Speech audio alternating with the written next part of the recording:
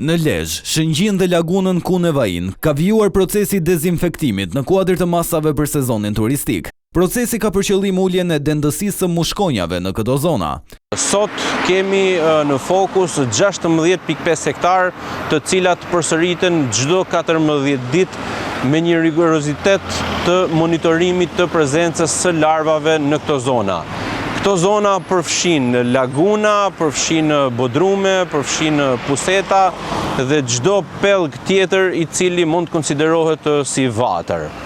Produktet larvicide të përdorura janë të certifikuara dhe nuk përbëjnë rrezik për organizmat jo target, njerëzit, kafshët apo mjedisin. Njësia vendore e kujdesit shëndetësor Lezhë thotë se ka shumë rëndësi bashkëpunimi me subjektet private, të cilat duhet të jenë të pajisura me certifikatën përkatëse për të ndihmuar në kontrollin dhe mbajtjen nën monitorim të vatrave në rrezik.